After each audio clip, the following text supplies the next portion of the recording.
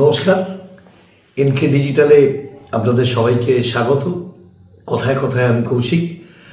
তো আজ আবার আপনাদের কাছে এলাম একটি প্রতিবেদন নিয়ে। অ্যাকচুয়ালি প্রতিবেদনটা একটু অন্য রকমের, একটু অন্যভাবে তাকে ব্যাখ্যা করি। প্রতিবেদনটাকে বলা যায় যে কিছু সম্ভাবনা, কিছু প্রশ্ন, কিছু সম্ভাবনা, কিছু অঙ্ক, কিছু প্রশ্ন। মানে একটা সম্ভাবনা, সেখান থেকে কিছু অঙ্ক, একদম বিশুদ্ধ গণিত, তারপর স্বভাবতই তারপরে কিছু প্রশ্ন।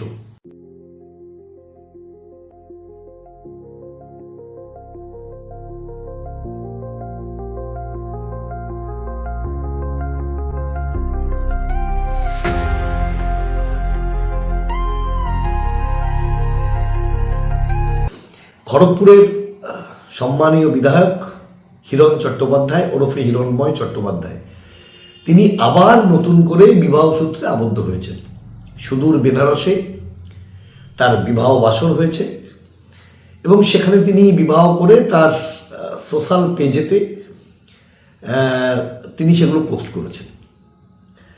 তো তারপরেই তার প্রথম স্ত্রী, এটা তার দ্বিতীয় বিবাহ, তারপরেই তার প্রথম স্ত্রী সোশ্যাল মিডিয়াতে এসে বেশ কিছু কথা বলেছেন, যেখান থেকে কয়েকটি সম্ভাবনা এবং কয়েকটি প্রশ্ন তৈরি হয়েছে। প্রথমত বলে রাখি, দেখুন, কাউকে ব্যক্তিগতভাবে আঘাত করা বা কারোর চরিত্র হনন করা আমাদের কাজ নয়। আমাদের কাজ প্রকৃত সত্যকে তুলে ধরা এবং মানুষের কাছে প্রকৃত সত্যকে হাজির করা। সুতরাং আজকের প্রতিবেদন ঠিক সেই কারণে, বারবার বলছি, কাউকে ব্যক্তিগতভাবে আঘাত করার কোনো অভিপ্রায় এনকে ডিজিটালের কোনো দিন ছিল না, আজও নেই, ভবিষ্যতেও থাকবে না। তো যে কথা আপনাদের বলছি, সেটা আজকে সোশ্যাল মিডিয়ায় খুব ভাইরাল হয়েছে। তার প্রথম স্ত্রী যে কথা সোশ্যাল মিডিয়ায় বলছেন, তিনি বলছেন যে তাদের 2000 সালে বিবাহ হয়েছে এবং 2025-এ বিবাহ 25 বছর পূর্ণ হয়েছে এবং তাদের 19 বছরের একটি কন্যা সন্তান রয়েছে। খুব স্বাভাবিক ঘটনা, সেটা নিয়ে কোনো প্রশ্নই নেই। কিন্তু পরবর্তীকালে এই তথ্য পড়তে পড়তে বা জানতে জানতে, শুনতে শুনতে আমাদের মনে আরও কতগুলো প্রশ্ন উঠে এসেছে। সেই প্রশ্নগুলোর কথাই আপনাদের বলবো। এটা জানার পর যখন হিরণময় চট্টোপাধ্যায়ের সম্বন্ধে আমরা যখন গুগলে সার্চ করলাম, তখন সেখানে পরিষ্কারভাবে গুগলের কুইক ফ্যাক্টসে যেটা দেখাচ্ছে, প্রথম কলাম, প্রথমেতে বাংলায় লেখা রয়েছে, হিরণ চ্যাটার্জি একজন ভারতীয় অভিনেতা এবং রাজনীতিবিদ, যিনি 2011 সাল থেকে খড়গপুর সদরের পশ্চিমবঙ্গ বিধানসভা সদস্য হিসাবে দায়িত্ব পালন করছেন। আর কুইক ফ্যাক্টসে যেটা বলা হচ্ছে, ওরই একই সার্চে যেটা পাওয়া যাচ্ছে, বর্ন 19 ডিসেম্বর 1985, বয়স 40 বছর। একদম সোজা অঙ্ক। 1985-তে জন্মগ্রহণ করলে তার বয়স 40 বছর, এখানে কোনো দ্বিমত নেই। কিন্তু তার প্রথম স্ত্রীর কথা যদি একটু ভালোভাবে ভাবেন, প্রথম স্ত্রী বলছেন কি, যে 2000 সালে তিনি বিবাহ করেছেন হিরণ চট্টোপাধ্যায়কে। তাহলে 2000 সালে হিরণময় চট্টোপাধ্যায় ওরফে হিরণ চট্টোপাধ্যায়, সম্মানীয় বিধায়ক খড়গপুর, তার বয়স দাঁড়ায় 15 বছর। বিবাহ বাসর তো হয়েছে এই এফআইআরের আবহে। প্রচুর লজিক্যাল ডিসক্রিপেন্সির নোটিশ পাচ্ছেন মানুষ এবং নির্বাচন কমিশনের সেই নোটিশে বাংলা ভাষায় যেটা লেখা রয়েছে সেটা অত্যন্ত মারাত্মক। সেখানে কারোর কাছে নোটিশ আসছে যে আপনি পূর্ববর্তী, আপনি এমন একজনের সঙ্গে লিঙ্ক করেছেন বা সংযোগ ঘটিয়েছেন যার নাম পূর্ববর্তী এফআইআর তালিকায় রয়েছে, তার সঙ্গে আপনার বয়সের তফাৎ 50 বছর। সুতরাং এটি একটি সন্দেহ তৈরি করেছে বা একটি ভুল সংযোগ করেছে। অর্থাৎ নির্বাচন কমিশন মেনে নিচ্ছেন যে 50 বছর বয়সে কেউ পিতা হতে পারেন না। মানে এটাকে যদি একটুখানি লোকাল ডায়ালেক্ট, কলোকিয়াল ল্যাঙ্গুয়েজে যদি বলা যায়, সেটা হয়তো শুনতে খারাপ, সেটা বলা হয় যে বৃদ্ধ বয়সের বাড়তি সন্তান। এটা হচ্ছে মানুষকে শুনতে হচ্ছে, নির্বাচন কমিশনে প্রশ্ন করছেন, খুব সূক্ষ্মভাবে হলেও এই প্রশ্ন করছেন। তো কিন্তু এই যে 15 বছরে যে বাবা হলেন, কারণ কেন বলছি 15 বছরে যে বিয়ে করলেন, তো 15 বছরের বিয়ে তো আইন সিদ্ধ নয়। তাহলে 15 বছর বিবাহের পর যে সন্তান, সে কি লজিক্যাল ডিসক্রিপেন্সিতে আসবে বা এসেছে জানি না, এ প্রশ্ন আপনাদের কাছে সবার রইল। কিন্তু তার আগে একটু আপনি শুনে নিন যে সম্মানীয় বিধায়ক হিরণ চট্টোপাধ্যায়ের প্রথম স্ত্রী ঠিক কি বলছেন। আমার নাম অনিন্দিতা চট্টোপাধ্যায় আর আমার হাজবেন্ডের নাম হিরণময় চট্টোপাধ্যায়। আমাদের 2000 সালের 11ই ডিসেম্বর আমাদের বিয়ে হয়েছিল। তো হিসেব মতো আমাদের 25 সালে 25 বছর পূর্ণ হয়ে গেছে। আর আমাদের একটা মেয়ে আছে 19 বছর বয়সী, নিহাসা চ্যাটার্জি। আমার এইটুকুই বলার। আপনারা শুনে নিলেন তার প্রথম স্ত্রীর বক্তব্য। একদম পরিষ্কার কথায় তিনি বলছেন 2000 সালে তার বিয়ে হয়েছে, মানে 15 বছর বয়সী হিরণ চট্টোপাধ্যায়কে তিনি বিয়ে করেছেন। তো এই একটা ব্যাপার। আবার আপনি যখন উইকিপিডিয়াতে যাচ্ছেন, যখন আপনি আরও সার্চ করছেন উইকিপিডিয়াতে, আমরা উইকিপিডিয়ায় সার্চ করে যেটা পেয়েছি সেখানে পরিষ্কার লেখা রয়েছে আবার Hiran Chatterjee born Hiranmoy Chattopadhyay 19th December 1972 is an Indian actor and politician who has served as a member of the West Bengal Legislative Assembly for Kharagpur Shodor since 2021. অর্থাৎ কুইক ফ্যাক্টে আমরা জানতে পাচ্ছি যে 1985 সালে তার জন্ম গুগলে। আবার গুগল মারফত যখন উইকিপিডিয়ায় ঢুকছি তখন জানতে পাচ্ছি 1972 তার জন্ম। এখন ব্যাপার হচ্ছে যে এইখানে একটা কথা বলার, যদি আমরা ধরে নিই যে 1985 সালে তার জন্ম, বা আরো ভালো করে একটু বলি, মানে আপনি যখন এই গুগল সার্চ করছেন সেখানে আরেকটি তথ্য উঠে আসছে যে উইডিং ডেট 2008 এবং স্পাউসের নাম অনিন্দিতা চট্টোপাধ্যায়। গুগল বলছে 2008, আবার অনিন্দিতা ম্যাডাম বলছেন, প্রথম স্ত্রী অনিন্দিতা ম্যাডাম, তিনি বলছেন যে তাদের একটি সন্তান রয়েছে, যে সন্তানের বয়স বর্তমানে 19 বছর। যে সন্তানের বয়স 19 বছর, খুব শুদ্ধ গণিতে তার জন্মসাল তারপরে 2007। আবার গুগল আপনারা দেখতে পাচ্ছেন যে সেখানে একবারে লাস্ট কলাম যেটা উইডিং ডেট, মানে বিয়ে করেছেন কবে, ওয়েডিং ডেট 2008, অর্থাৎ 2008 সালে তিনি বিবাহ করেছেন।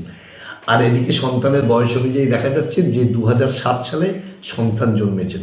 এখন দেখুন, ব্যাপারটা খুব গুরুতর বিষয়। ব্যাপারটাকে নিয়ে হাসি ঠাট্টার তো ব্যাপার নেই, কারণ ভারতবর্ষের প্রধানমন্ত্রী যেখানে নিজেকে বলছেন আমি নন বায়োলজিক্যাল, এখন সেক্ষেত্রে তার দলের বিধায়কের কন্যা নন বায়োলজিক্যাল হতেই পারেন, এটা নিয়ে তো দ্বিমত থাকতে পারে না। একদিকে নন বায়োলজিক্যাল, অন্যদিকে আপনারা ভাবুন, এর বেশি আমার বলা উচিত নয়, সম্ভব নয় যে 2008 সালে যদি বিবাহ হয় আর কন্যার বয়স 19 হলে বর্তমানে 2007 তার জন্ম, তাহলে বিবাহের আগে জন্ম, মানে ব্যাপারটা আপনারা যেভাবে নেবেন আর কি। যাই হোক, তো এবার চলে আসি উইকিপিডিয়ায়। তবে উইকিপিডিয়ায় যাবার আগে আমরা নিয়ে নেবো একটুখানি বিজ্ঞাপন বিরতি। বিজ্ঞাপন বিরতির পর আবার ফিরে আসছি, দেখতে থাকুন এনকে ডিজিটাল।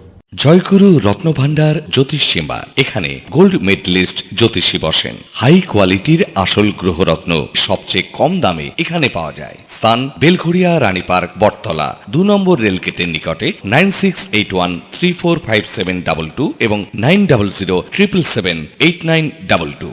এবার সাধ্যের মধ্যেই হবে মধ্যবিত্তের স্বাদ পূরণ। নতুন বাড়ি, নতুন স্বপ্ন, সুখের নতুন অধ্যায় শুরু হোক এই উৎসবে। Ashoka group, রিডিফাইনিং realty. ফোন করুন 9163502850। ফিরে এলাম বিজ্ঞাপন বিরতির পর। তো যেটা বলছিলাম, উইকিপিডিয়ার কথা আপনাদের আগেও বলেছি, আরেকবার উইকিপিডিয়াতে আমরা কি সার্চ করে পেয়েছি সেটা শোনাই। আমরা যখন উইকিপিডিয়ার মধ্যে ঢুকেছি সেখানে একদম একটা কালার বারের মধ্যে লেখা রয়েছে since 2001 Wikipedia has become the backbone of the knowledge on the internet. মানে উইকিপিডিয়া জ্ঞানের ভান্ডার, মেরুদণ্ড। সেখানে উইকিপিডিয়াতে হিরণ চ্যাটার্জি, তার আর্টিকেলে পাওয়া যাচ্ছে Hiran Chatterjee born Hiranmoy Chattopadhyay 19th December 1972 is an Indian actor and politician who has served as the member of the West Bengal Legislative Assembly for Kharagpur Sodor since 2021. তারপর and a member of ভারতীয় জনতা party ব্যাকেটে BJP. তার সঙ্গে অনেক তার আরও যা যা কাজ করেছেন সেসব কথা লেখা রয়েছে, তার সিনেমা টিনেমা ইত্যাদি, এবং আরও বিভিন্ন সংগঠনের সঙ্গে যে তুমি যুক্ত সেই কথাগুলো লেখা আছে। সেই কথাগুলো আজকের আমাদের প্রতিবেদন অনুযায়ী পড়ার দরকার নেই বলে আমি বাকিটা বাদ রাখলাম। তাহলে দ্বিতীয় ক্ষেত্রে আমরা যদি ভাবি, তাহলে দ্বিতীয় ক্ষেত্রে যদি 1972 সালে হিরণ চ্যাটার্জি জন্মগ্রহণ করেন, তাহলে তার বর্তমান বয়স 54 বছর। এটাও শুদ্ধ গণিত, যে কেউ করতে পারে, আমি আপনি সবাই। তাহলে 54 বছর বয়সে তিনি দ্বিতীয়বার আবার পাণিগ্রাহী হলেন, পানি গ্রহণ করলেন, বিবাহ করলেন। এবং কোথায়? সেটা একদম ভারতবর্ষের সব থেকে মানে পূর্ণ জায়গা, বেনারস, কাশী বিশ্বনাথ, বাবা বিশ্বনাথের জায়গা। গঙ্গাকে সাক্ষী রেখে তিনি দ্বিতীয়বার আবার বিবাহ সূত্রে আবদ্ধ হলেন। এখন দেখুন, এই প্রণয় নেশা, এটা তো একটা ব্যাপার। এক স্ত্রী থাকতে দ্বিতীয় জনকে বিবাহ করা, এবং এই যে তাদের ভালোবাসার যে সমসংযোগ নতুন বিবাহ সূত্রে যেটা হলো, যাকে বিবাহ করলেন, এই ভালোবাসার সমসংযোগের ফলে যদি কোল আলো করে তার একটি সন্তান জন্ম নেয়, তাহলে সেই সন্তান কিন্তু সন্তানের সঙ্গে পিতার বয়সের তফাৎ অ্যাজ পার উইকিপিডিয়া 55 বছর হবে। যদি সব ঠিক, মানে 1 বছর পর একটা ইস্যু, 55 বছরের তফাৎ। এখন 2002 এসআইআর হয়েছে, 2025 হচ্ছে, ভবিষ্যতে আবার এসআইআর হবে, এটা সবাই জানে। এবং এই যে 23 বছর, মানে 2002 থেকে 25 হলো 23 বছর, এবং 23 বছর পরে যদি আবার এসআইআর হয়, তাহলে নিশ্চিতভাবে যে সন্তান কাল ভূমিষ্ঠ হবে, এটাই সম্ভাবনা, যে সম্ভাবনার কথা বলছিলাম, যদি ভূমিষ্ঠ হয়, তাহলে তার বয়স 21-22 এরকম হবে। তাহলে নিশ্চিতভাবে তৎকালীন ভোটার লিস্টে তার নাম থাকবে। কিন্তু তখন যদি নির্বাচন কমিশনারের